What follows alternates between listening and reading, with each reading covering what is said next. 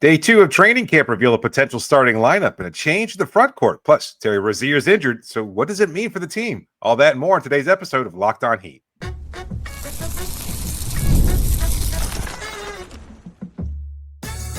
You are Locked On Heat, your daily Miami Heat podcast, part of the Locked On Podcast Network, your team every day. All right, welcome to Locked On Heat, your daily podcast on the Miami Heat. Whether you're tuning in on YouTube or on your favorite podcast app, thanks so much for making Locked On Heat your first listen every day. I'm Wes Goldberg, host of Locked On NBA Daily and Real GM Radio, here with David Ramil. Both of us are credentialed Heat media members who cover this team every day. We have a great show for you today. Day 2 of training camp is in the books, and one player won't be participating for the rest of camp and could miss some of the preseason. Plus, Jaime Jaquez Jr. told us about a new role that he wants on the team. We'll talk about all of that here in a second. But first, I want to start with this sound, David, from Erik Spoelstra. Spoke to us after today's training camp practice. He was asked about Kel'el Ware, and he made it sound like this guy is far from where the Heat want him to be. Just the sound here for people watching on YouTube. I see flashes of it. I see flashes where he needs to be a whole lot better. This is a competitive camp. 2 days, guys are going after each other. And going for wins. So he's been on the other side of that in the majority of the games. But he's starting to connect the dots of what his head coach is talking about. He had some really good flashes today. It's not enough to impact a win, and that's where we're pushing him to be able to do it more consistently, to access that talent, that we all see. When I hear that, it doesn't sound like somebody who's in line for the starting job. I don't know if the starting job is even a question at this point. Like, he's talking about somebody who's, I think, a little disappointing to him. For one, the third person reference in talking about Kel'el responding to his head coach is like, isn't that you? Like, that's an interesting thing for Spo to do there. But no, like, in terms of what he's saying to Kel'el about Kel'el, like, clearly he respects and appreciates and recognizes the talent, but there's something missing there. And I think that the consistency is part of it. The effort is another part of it. And he's just not reaching the level that Spo and his teammates expect him to reach. So I don't even know if the starting lineup is necessarily even up for grabs at this point. It's just more about Kel'el being a good enough player to warrant consistent playing time, and I don't know that Spo's quite there yet. At least maybe not from what he's saying. It just seems like this is beyond whether he starts or not. It's like, I don't even know if I can play him, because the sparks are there, the flashes are there, and yet we're not seeing it consistently enough for a player of his caliber. So there's high expectations, and Kel'el fails to meet those. And when you hear Spo talk about Nikola Jovic, it's not effusive. It's not like over the top. It doesn't sound like that, right? He was even asked today about Nico, and he praised his maturity and what he was doing with the national team and what he's seeing in terms of his development. It's not flashes, right? And with Ware, Spo is always talking about, we see the flashes of good, we also see the flashes of bad, and he's not.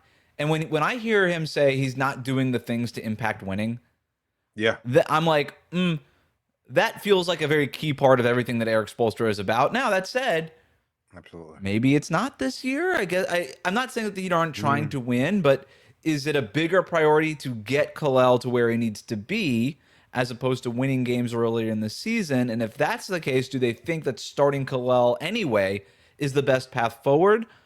That doesn't tend to be the way that this organization operates. They're not going to gift players a starting job, even if they think it's better for the long view. Typically, they're not going to do that. They're going to make you earn it behind the scenes, and I know that draws a lot of criticism from some Heat fans, but that's just the way that they operate. And so, if you ask me right now, David, who starts if the season started tomorrow, and it's not tomorrow, but it's pretty close, at least preseason, I don't think Kel'el is part of it if this is what we're seeing. Yeah, and that's surprising because, we talked about it all along. Like, Bam has made it clear that he doesn't want to start at center. And so I understand maybe some of that can be offset a little bit by playing almost a 7-footer and Nikola Jovic alongside him, but it's not enough. Like, Kel'el is supposed to be out there guarding some of those bigger players, and maybe Nico can handle it. He's put on some weight. He's obviously and pretty close to it in height, as far as what he's capable of. And I don't think Nico maybe can he's handle it. I wouldn't say so either. But let's be honest. Khalil's not handling it either. He's a lanky shot blocker. We saw him get abused by Jared Allen in the playoffs. Yeah, I've seen nothing since then. Yeah, that was rough. I've seen nothing since then. And against inferior level talent in summer league, and from what we're hearing from Erik Spoelstra in training camp, that says, oh, he's ready to go up against some of the better big men in the league today. Like, he's a great opportunistic shot blocker who can close the gap because he's 7 feet tall and has incredible reach.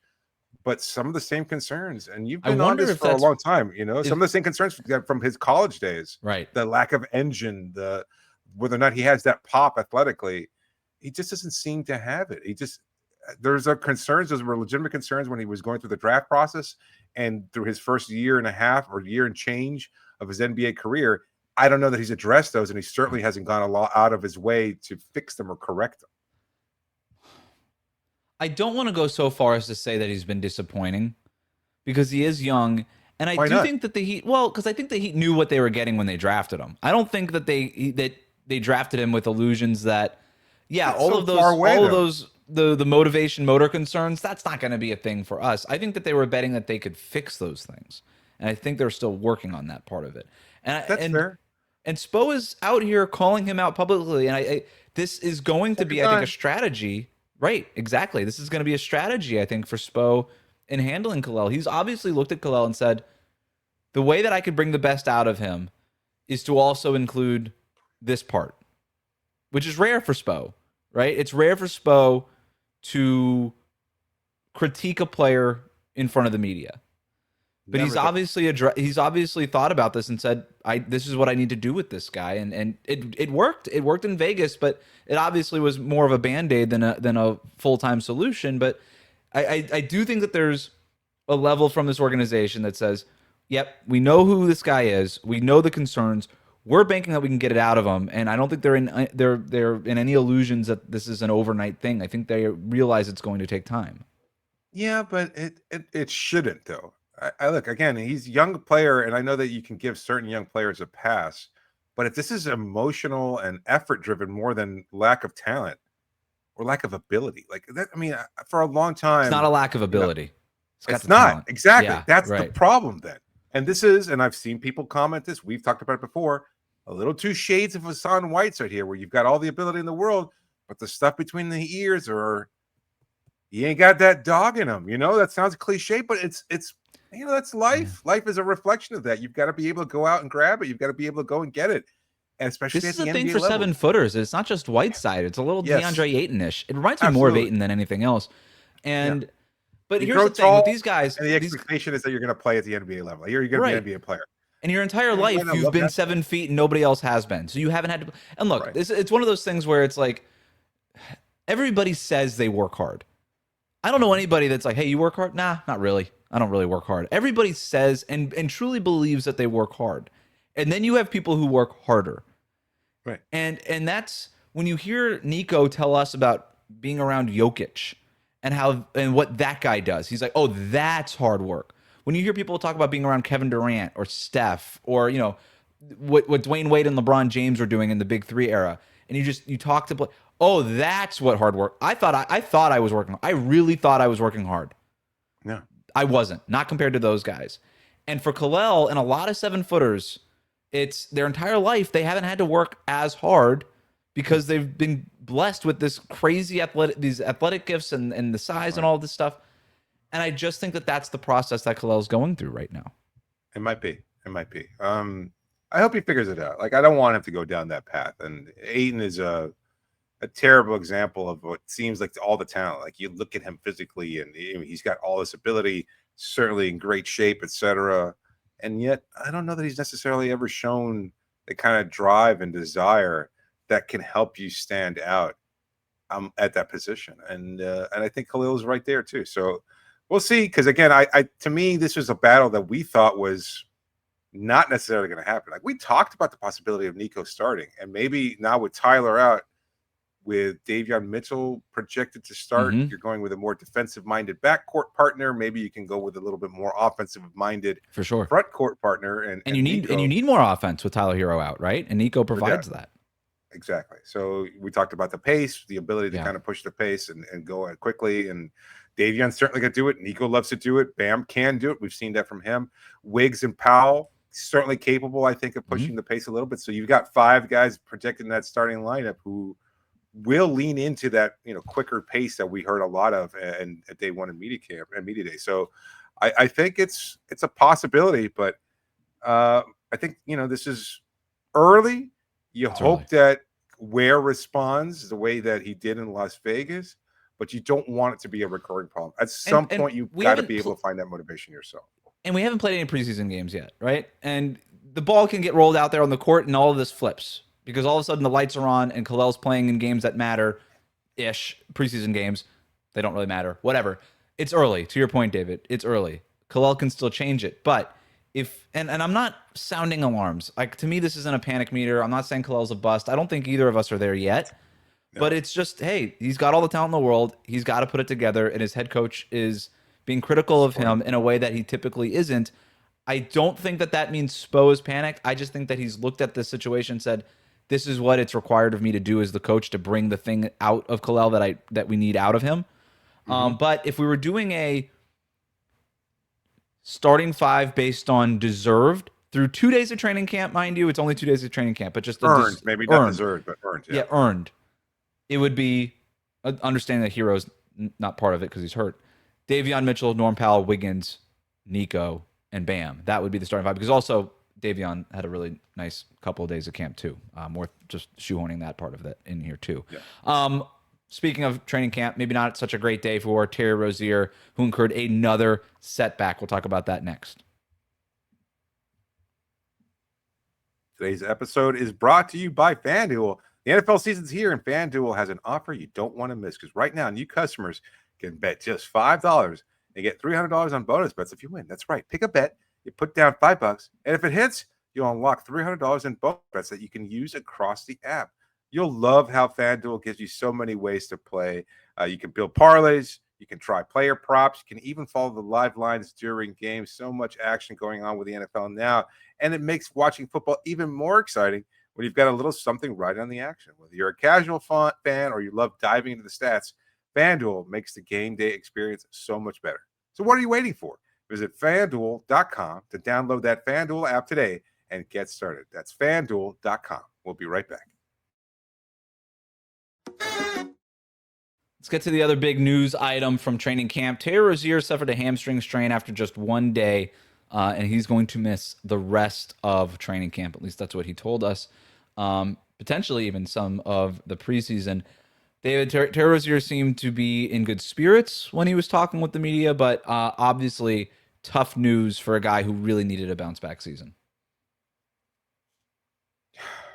Yeah, I'm kind of finding, even as you're saying this, of course he's in good spirits. He's getting paid $20 million a year to basically do nothing. I mean, I'd be in pretty good spirits too, I guess. I can. I know. I'm being reductive and dismissive of the quote-unquote competitive spirit. But we just spent time criticizing Kel'el for not having that competitive spirit. Why should we assume Terry has it? I know we've seen sparks of it in the past, but at the same time, he's getting paid handsomely this season, and he doesn't really have to do anything. So we talked about during the offseason how important this time was, especially for Terry. That was before Tyler's injury. Yeah. He needed this moment to be able to showcase what he can do, to be able to show that he's still deserving of minutes, and he's not even going to be there. We were just done with media day, and everybody's talking about the weight he's dropped. Spo mentioned he's dropped 10 pounds. He looks in great shape, etc. I didn't even think the weight was an issue. Fair enough. And yet, it doesn't matter. Looking good on the sidelines doesn't help. And it doesn't help this team that needs somebody to pop. Those were Spo's words. We talked about it leading up to media day. Somebody needs to find a way to stand out. And Terry has an inside track on that because he's been there. This isn't a guy in his second year or a third-year player. This isn't a young player who isn't quite sure of where he fits into the roster. Terry doesn't have to care about that. He just has to go out there and do what he can at the best of his ability, and that's something he hasn't been able to do in quite some time. So this is pretty disappointing.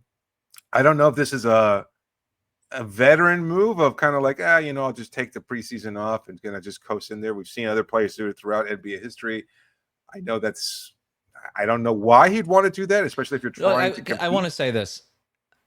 If he did tell us if it were up to him, he'd be out there, and the medical staff is being very careful with his hamstring. And I just would like to point this little detail out. Not saying that it necessarily has anything to do with this, but if Terry Rozier sustains a major season-ending injury, the rest of his contract becomes fully guaranteed, and the Heat lose access to that break glass in case of emergency $1.7 million that they can create in room if they waive his contract, because it's that much is not guaranteed part of his salary. So, not saying it has anything to do with it, just pointing out a little detail. That's all I'm saying. The medical staff is being extremely careful with Terry Rozier with this hamstring injury. Yeah, it's still that makes sense. I guess you're kind of balancing out the needs of the team and the possibility, but you just want to. I don't know, man. Like Terry just has to go out there and play. Like he's got to be able to earn some playing time. The backcourt's looking a little funny. Tyler's injury, strangely enough, does create less of a logjam, but somebody needs to be able to find a way to contribute. Well, we're not even talking. We're talking about an injury that he's going to set out training camp and maybe a preseason game or two. Like, this isn't a debilitating injury. He'll probably still play some preseason. He'll be there. He's projected to be there for the start of the season. And to your point, David, it's like he's not Kasparas Yakachonis. He doesn't have to be here for the install. He knows how to play NBA basketball. It's like, okay, Rozier, we're not going to ask a ton of you other than to just go out there and score some points. And we know that you can do that when you can do that, right? And so, I don't know. I don't think it's as dire, but to your point, this was a really important time for Terry Rozier to at least make himself shine a little bit more, and kind of start what could be the process of a bounce back season, because he does have the talent. It's there. And when he's right, he does provide something that this offense desperately needs, especially with Hero out, which is just off-ball creation. Give him the ball and let him go to work, which this team doesn't have a lot of those guys. Yeah. What does the backcourt rotation look at this point? You got Tyler out, and then two of the guys that were supposed to be competing for minutes in Pelle Larsson and now Rozier missing camp due to injury. So where's the depth here? Like we had talked in the offseason about depth being a major strength of this team for the season, and it's not looking so good. Again, maybe these aren't, long-lasting injuries. They'll be able to work their way into it at some point. But again, you just have to be able to showcase and be able to play. And I don't know. And try to install something in camp, right? I mean, Spo was out here saying he's torn up the old game plan. He spent the last 6 weeks building a scheme and all this stuff. To your point, like in these scrimmages during training camp, I'm assuming Pella, to your point, also sat out today after sitting out the first day. So he hasn't been part of this. He's been doing light work off to the side. Terry Rozier did some stationary shooting. That was about it. But in terms of the 5-on-5s, unless I'm forgetting somebody in the backcourt, Davion Mitchell, Norm Powell, Drew Smith, Kasparas Yakachonis. You've got 4 guys, which is enough. That's enough to run through some rotations and some 5-on-5s and stuff like that. But you hope that that's not the only guys that you're working with when the season starts. Yeah. And we don't even expect Kasparas to really play much of a role. I think now he might, though, right? We're gonna get some minutes there from him during the preseason. Just for sure. He has to. And they should. I hope he has enough of a bounce back. Did he speak about him? He did. Spo mentioned that one of the highlights from practice today was Davion and Kaz going at it. Said that they both kind of have that dog in them. And if Kaz is going up, if Kaz is going up to Davion like that, I'm like, I didn't really. Yeah. Really? I wasn't familiar with your game like that, Kaz. Yeah, because Davion's not the kind of guy that a lot of people want to challenge. So I like to see that. I like to hear that.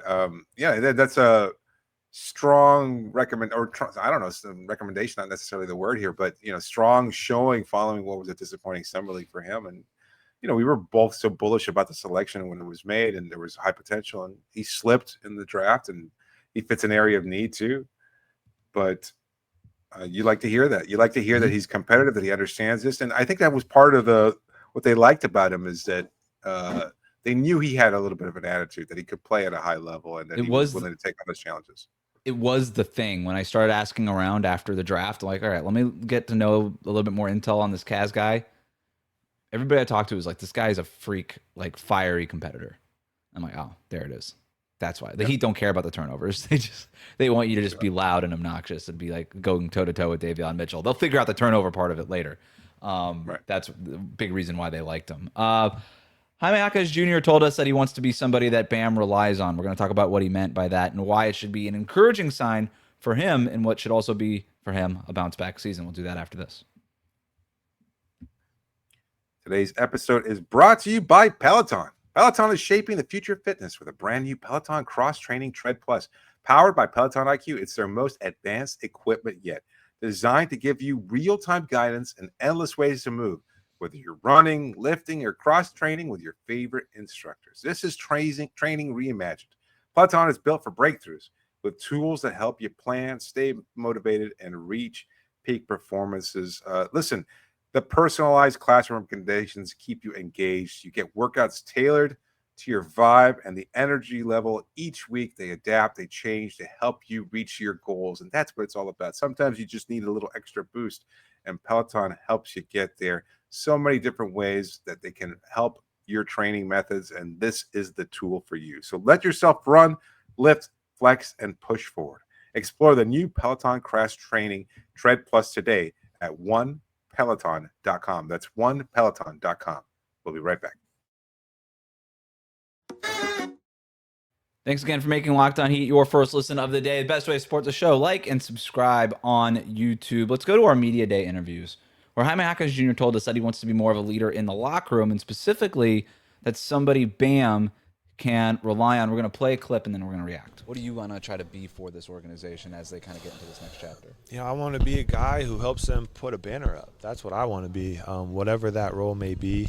I think that, you know, it's important to, you know, be that guy, you know, not just on the floor, but off the floor as well. You know, I talked to Bam this offseason and how I want to, you know, help him, you know, kind of in that leadership role, be a guy that he can lean on and, you know, improve. Because, you know, I am a younger guy, but I am like an older guy, you know, at the same time. Like, I'm not a old rookie. You know You're not 20 years old. You're yeah. I'm on the older side, but I'm in my third year, but I still, you know, feel like I've taken a lot of leadership roles in the past. So I told, you know, that's something me and Bam talked about while we were in Greece, and how I want to be able to, you know, be there for him and help him with that role. And what did he respond to that? He was happy about it. He's like, I want you to do that. He was very encouraging. He's like, yeah, you know, I can't do this by myself.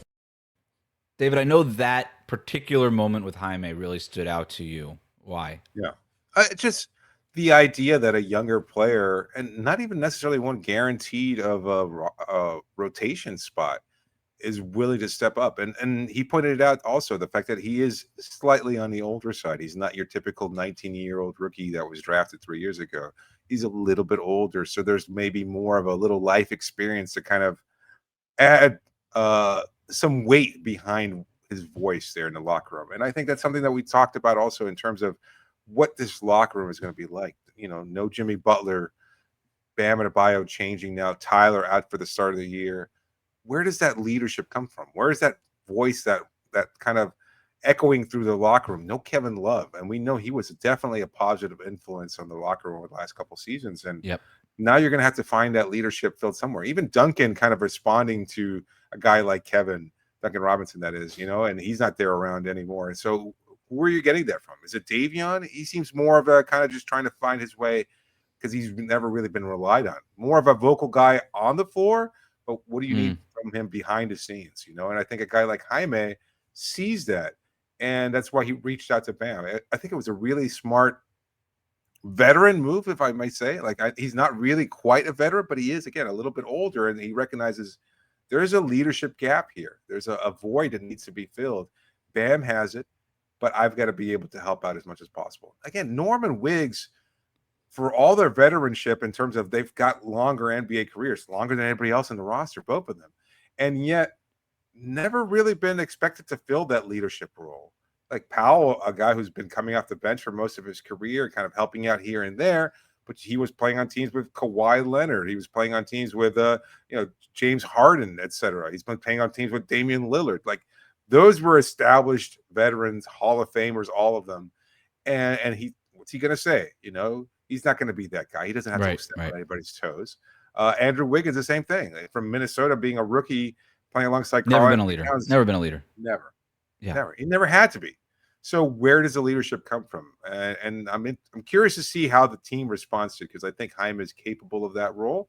But do they respect him unless he's putting up the production to kind of back that up? And it's different. Like Udonis Haslem had earned that spot. He could have said anything because he'd already proved himself. He already won his championships.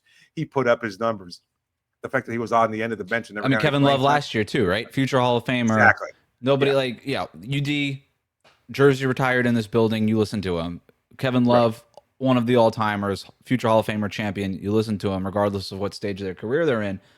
And that's a great point that you make with Jaime Jaquez, because he's going to need to have a productive bounce-back season for his voice to carry any kind of weight. To your point, though, I love that he's laying the groundwork for this stuff. And he seems to be just in such a better mindset. He talked at Media Day about getting a mental coach and things like that. Like, this guy is really being deliberate and purposeful and intentional, to use one of Spo's words, and what this bounce back year is going to look like. And it's not going to just be, I hope the shot goes in more than it used to. Right. It's, I got to be mentally better. I got to be physically better. You and I already commented about physically he does look better. We asked him about that, and he said that, last year he was just, a little off athletically and all these things. Like, that should be better this year. But it has to happen. It has to materialize on the court for him to carry that weight, because when I hear him talk about that and the leadership role he wants to take, he has no illusions of who he is on the roster either, right? He's not Bam. He knows that. That's the captain. I go off of him. He needs followers. Bam needs disciples. Bam needs, if anything, could Jaime be like the ambassador to the young guy corner of that locker room?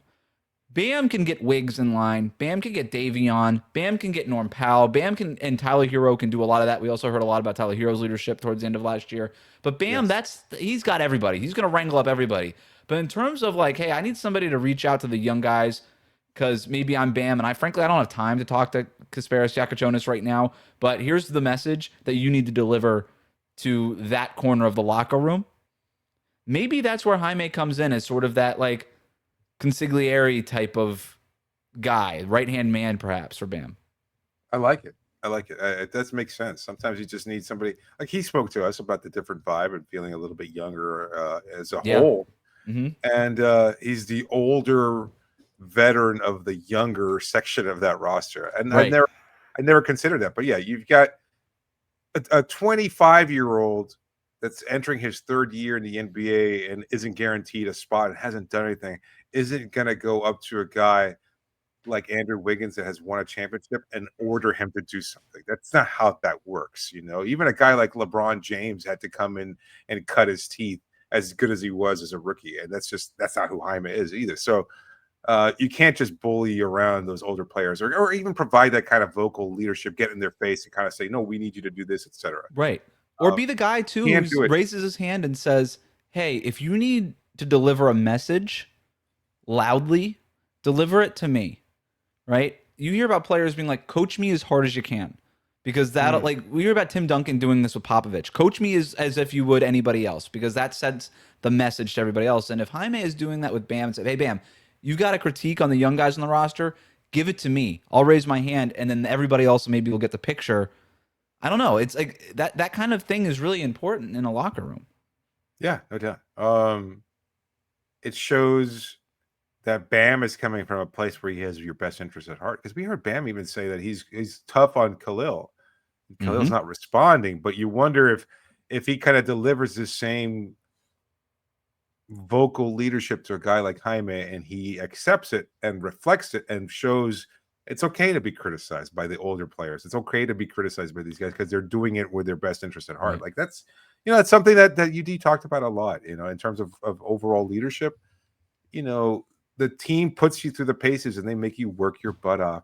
But the payday at the end, both literally and figuratively, is what makes it all worth it. If you can adapt to it, if you can accept it, and you can grow and learn from it, you're going to get your rewards. You're going to be benefiting from this in the long run. And I think that's where they're kind of in a stopgap here, where they're not quite there. They need somebody to be able to express this to the younger players who are still trying to cut their teeth, trying to figure their role out. And they might be sensitive to it. It might not be easy for a second-year player to hear that coming from a guy like Bam that they might look up to, et cetera. So a guy like Jaime who accepts that, who understands it and knows it is what it is, he might be that liaison. Right. I've never considered it before.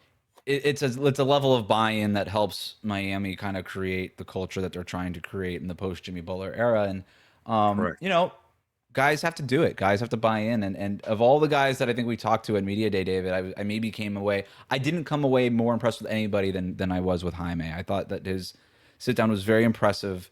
It was a lot of level of self-awareness, and I'm really excited to see what this year could look like for him, especially if he does embrace this type of role. But that is going to do it for us today. Let us know in the comment section what you think about Terry Rozier's injury, about Jaime Jaquez's new role, at least the role that he stated he wants, and whether or not you think Nico is going to be the starter at this point. If Spoel's latest comments maybe have you changing your mind as well. But that'll do it for us today. Thanks for making Locked On Heat your first listen today.